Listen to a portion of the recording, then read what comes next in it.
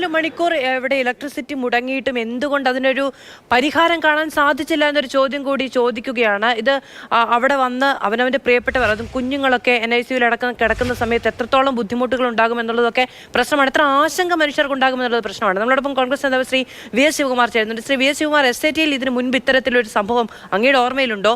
ഇത്രയും ഗുരുതരമായ ഒരു കെടുകാര്യസ്ഥത ഉണ്ടാകുന്നത് എങ്ങനെയാണ്? ഇത് SITയുടെ ചരിത്രത്തിൽ മാത്രമല്ല, കേരളത്തിന്റെ ചരിത്രത്തിൽ ഒരു ആശുപത്രിയിൽ ഇങ്ങനത്തെ ഒരു സാഹചര്യം ഉണ്ടായിട്ടില്ല എന്നുള്ളതാണ് തോന്നുന്നത്. കാരണം ഈ ആശുപത്രി സംവിധാനം എന്ന് പറഞ്ഞു കഴിഞ്ഞാൽ ഏറ്റവും പ്രാധാന്യത്തോടു കൂടി ശ്രദ്ധ ചെലുത്തിക്കൊണ്ട് നമ്മൾ കാര്യങ്ങൾ ചെയ്യേണ്ടുന്ന ഒരു സ്ഥാപനമാണ് ആശുപത്രി.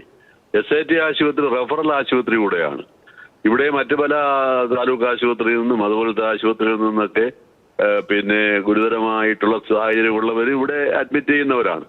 ഇന്നലെ 1000-ഓളം വരുന്ന നമ്മുടെ കുട്ടികളും പൂർണ്ണ ഗർഭിണിയായിട്ടുള്ള ആളുകളും തീവ്ര പരിചരണം അവർക്കാണ് ഈ 4 മണിക്കൂർ വൈദ്യുതി മുടങ്ങി അവിടെ ചോദിക്കാനും പറയാനും ആളില്ലാത്തൊരു സ്ഥിതിയാണ്.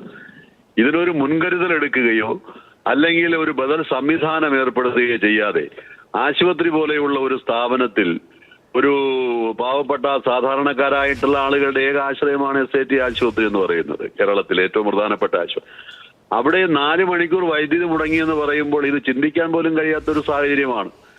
ഇവിടെ അതായത് ഇത്രയും വലിയൊരു ജനറേറ്റർ സംവിധാനമാണ് പകരം എത്തിക്കേണ്ടത്. എന്നിരുന്നാൽ പോലും ഇത്രയും സമയം എടുക്കേണ്ടതിന്റെ ആവശ്യകത യഥാർത്ഥത്തിലുള്ളതാണോ? അതാണ്, ഇത് ചോദിക്കാനും പറയാനും ആളുമില്ലാത്തൊരു സ്ഥിതിയാണ് കേരളത്തിൽ. പിന്നെ സാധാരണ ജനങ്ങളുടെ പ്രശ്നങ്ങൾ പരിഹരിക്കുന്നതിന് വേണ്ടിയുള്ളൊരു ഗവൺമെന്റ് ഇവിടെ ഇല്ല എന്നുള്ളതാണ് യഥാർത്ഥത്തിൽ. ഇപ്പൊ തിരുവനന്തപുരത്ത് തന്നെ കുടിവെള്ളം മുടങ്ങി. ഒരു വാൽവ് മാറ്റുന്നതിന് 40 വാർഡിൽ 5 ദിവസം വെള്ളം കിട്ടിയിട്ട് ചോദിക്കാൻ ഇവിടെ ആളില്ല. അപ്പോൾ അതിനേക്കാൾ പ്രാധാന്യമല്ലേ ഈ SIT ആശുപത്രി ഇത്തരത്തിലുള്ളൊരു സാഹചര്യം ഉണ്ടായത്? ഒരു ബദൽ സംവിധാനം ഏർപ്പെടുത്തണ്ടേ? ആശുപത്രിയിൽ ഇവിടെ എത്രയോ പിന്നെ ജനറേറ്ററുകൾ പ്രവർത്തിക്കുന്നുണ്ട്. ഈ ഓണക്കാലത്തും മറ്റേ കാര്യങ്ങൾ ഒരു പുതിയൊരു സംവിധാനത്തിലേക്ക് ആശുപത്രിയുടെ ഇലക്ട്രിക് സംവിധാനം മാറ്റുന്നു എന്ന് പറയുമ്പോൾ ജനറേറ്റർ കൊണ്ടുവന്നു. ജനറേറ്റർ രാവിലെ മുതൽ വൈകുന്നേരം വരെ പ്രവർത്തിച്ചപ്പോൾ അതങ്ങ് ഓഫായി. ഇതൊക്കെ എന്നൊക്കെയാണ് പറയുന്നത്. അപ്പൊ ഇലക്ട്രിസിറ്റി മന്ത്രി പറയുന്നു പിന്നെ ആരോഗ്യവകുപ്പിന്റെ കുഴപ്പമാണെന്ന്. ആരോഗ്യവകുപ്പ് പറയുന്നത് PWDയുടെ കുഴപ്പമാണ്.